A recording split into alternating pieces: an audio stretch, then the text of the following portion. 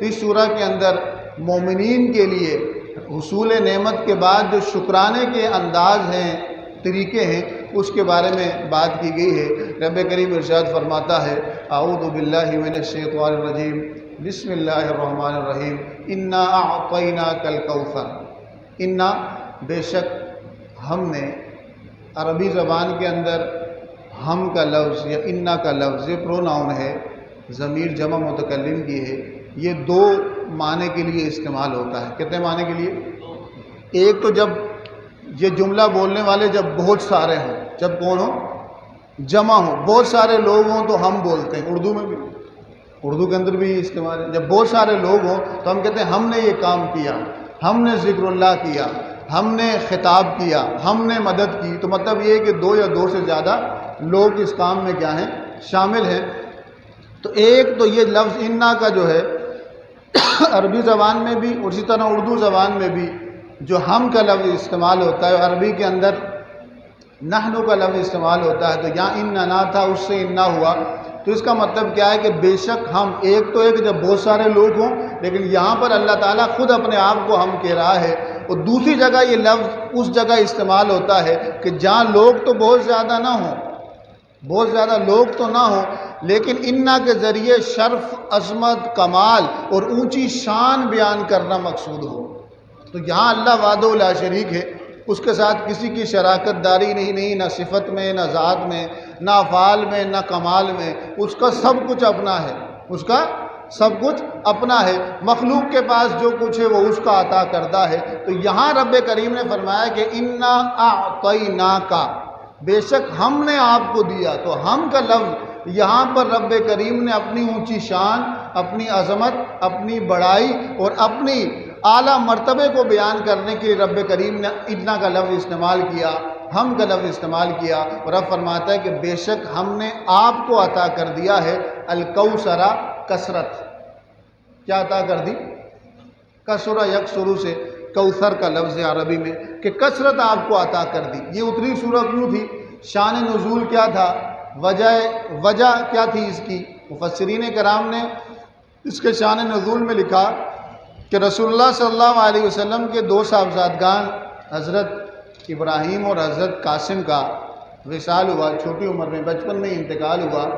تو عرب کے جو حضور صلی اللہ علیہ وسلم کے مشرکین تھے، دشمن تھے، انہوں نے رسول اللہ صلی اللہ علیہ وسلم کے بارے میں یہ بات کرنا شروع کر دی کہ بطر محمد لفظ استعمال ہوا کہ محمد کا کوئی بیٹا نہیں ہے، کوئی اولاد نہیں ہے، جو اولاد تھی نرینہ اولاد تھی، اس کا انتقال ہو گیا۔ تو آہستہ آہستہ ان کی حیات تک ان کا جو فکر ہے، نظریہ ہے، ان کی جو افکار ہیں، ان کی جو باتیں ان کی زندگی تک رہیں گی، اور اس کے بعد جو یہ توحید کی بات کرتے ہیں، آخرت کی بات کرتے ہیں، اعلیٰ اخلاق کی بات کرتے ہیں، حسن اخلاق کی بات کرتے ہیں، رب کے ساتھ تعلق کی بات کرتے ہیں، برائی کو چھوڑنے کی جو بات کرتے ہیں، یہ ان کی حیات تک ہے۔ ان کی وفات کے بعد ان کا بیٹا تو کوئی ہے نہیں جو اس کو چلائے، تو ان کا ذکر ختم ہو جائے گا۔ رب حضور صلی اللہ علیہ وسلم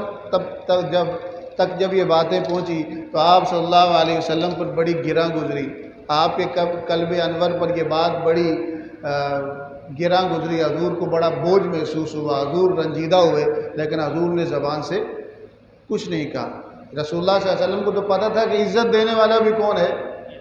ذلت دینے والا بھی کون ہے۔ بعض اوقات اولاد ہو کے بھی بندہ ذلیل ہو جاتا ہے، بعض اوقات نہ ہو کے بھی۔ امام بخاری کی کوئی اولاد نہیں تھی، شادی ہی نہیں کی، لیکن امام بخاری کو سب جانتے ہیں، امام بخاری کو سب جانتے ہیں۔ خواجہ اجمیر، حضور غوث اعظم علیہ رحمہ، امام ربانی، مجدد الفسان، جتنے بزرگان دین ہیں، ان کی اولاد کی وجہ سے ان کو کوئی نہیں جانتا، ان کی روحانیت اور رب کے ساتھ تعلق کی وجہ سے سب کے دلوں میں وہ بستے ہیں، سب کے دلوں میں وہ بستے ہیں۔ تو اصل عزت دینا، لوگوں کے دل میں محبت اور پیار پیدا کرنا، یہ اللہ تعالیٰ کی شان اور قدرت کا اظہار ہوتا ہے، انسان کے بس میں نہیں ہوتی۔ انسان اپنے ظاہری اسباب کے بنا پر ایک چیز سوچتا ہے اور اس پر اپنے رد عمل کا اظہار کرتا ہے، اس پر اپنے رسپانس کا اظہار کرتا ہے۔ آپ صلی اللہ علیہ وسلم کے بارے میں جب یہ نازیبہ الفاظ ان لوگوں نے استعمال کیے تو رسول اللہ صلی اللہ علیہ وسلم کو بڑا ہی دکھ پہنچا، آپ نے زبان سے کچھ نہیں کہا۔ رب کریم نے یہ آیت اتار لی، سورۃ الکوثر کا نزول کیا ہے۔ تھیں تو یہ 3 آیتیں،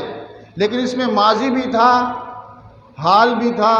استقبال بھی تھا، نعمت بھی تھی، نعمت پر شکر کا طریقہ بھی تھا، اور جن لوگوں نے طعن کیا تھا ان کی مذمتی بیان بھی تھا، ان کے بارے میں سخت تنبیہ بھی تھی اور سخت بیان بھی تھا، اور آپ صلی اللہ علیہ وسلم کے بارے میں ایک بشارت تھی۔ حضور رب نے فرمایا انا اعطیناک،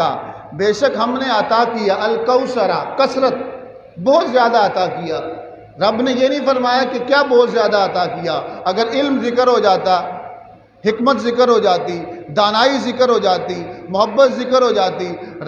رب کے ساتھ تعلق ذکر ہو جاتا، کمال، جمال، حسن، اور رب کریم نے جو آپ کو اختیارات عطا کیے تھے، آپ کو جو آپ کے صحابہ، آپ کی اولاد اور آپ پر جتنا کرم کیا تھا رب کریم نے، اس میں سے کسی ایک کو اگر فکس کر دیا جاتا، کوئی کہتا ہے بھئی یہاں کثرت سے مراد علم ہے کیونکہ علم لکھ لیا، لیکن رب کریم نے اس مفعول کو ذکر نہیں کیا، موصوف کو ذکر نہیں کیا، صفت ذکر کر دی، کہا الخیر۔ عبداللہ بن عباس فرماتے ہیں یا کوثر سے مراد الخیر الکثیر ہے، جتنی بھی کمال ہے، جتنی بھی بھلائیاں ہیں، جتنا بھی کمال ہے، جتنا بھی جمال ہے، جتنی بھی رب کریم کی نعمتیں، اس کی نوازشیں کسی بندے پر ہو سکتی ہیں، اس کوثر کا مطلب ہے کہ رب فرما رہا ہے کہ اے محبوب ہم نے آپ کو وہ سارا کچھ عطا کیا،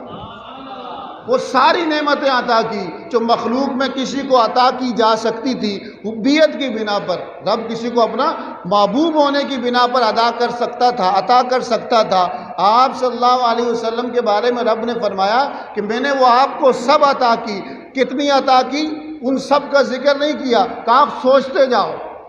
کمال، جمال، حسن، اختیارات، نعمتیں، احسانات جو میں کر سکتا ہوں، قرآن میں جس کا تذکرہ آ گیا ہے، تم سوچتے جاؤ اور سب کے ساتھ کوثر لگاتے جاؤ۔ علم سوچو گے تو وہ بھی کثیر دیا، حکمت و دانائی سوچو گے تو وہ بھی کثیر دیا، قرب سوچو گے تو وہ بھی کثیر دیا، معیت سوچو گے تو وہ بھی کثیر دیا، قوت اور طاقت اور اختیار سوچو گے، کہا ہر چیز میں نے کثرت کے ساتھ عطا کی، نور سوچو گے تو وہ بھی کثرت کے ساتھ عطا کی۔ جب عطا کر دیا تو اب حضور کو کہا جا رہا ہے کہ فصلی، آپ جس طرح نماز پڑھتے تھے پڑھتے رہیں، نفل بھی پڑھتے رہیں، تہجد بھی پڑھتے رہیں، آپ فرض بھی پڑھتے رہیں۔ ان شانیک هو الابتر، آپ کا جو دشمن ہے، آپ کا جو بدخواہ ہے، آپ کے بارے میں جو غلط باتیں پھیلانے والا ہے، کہ آپ کا تذکرہ نہیں رہے گا، آپ کو کوئی یاد نہیں رکھے گا، آپ لوگوں کے دلوں سے، اذہان سے آپ کی یاد، آپ کا مشن، آپ کا نظریہ مٹ جائے گا۔ رب فرماتا ہے وہ تو نہیں مٹے گا، وہ ضرور مٹ جائے گا جس نے یہ کہا ان شانیک هو الابتر، بے شک آپ کا دشمن وہ ابتر ہے، وہ منقطع النسل ہے، اس کا تذکرہ ختم ہو جائے گا، وہ ختم ہو جائے گا، اس کی یاد ختم ہو جائے گی، لوگوں کے دلوں سے اس کا تذکرہ محو ہو جائے گا۔ جس نے بھی رسول اللہ صلی اللہ علیہ وسلم کے دل کو رنج پہنچایا تھا، یہ بات کہہ کر تو لوگوں نے دیکھا، تاریخ کی کتب میں لکھا ہے، وہ سب کی نسل بھی ختم ہو گئی، تذکرہ بھی ختم ہو گیا۔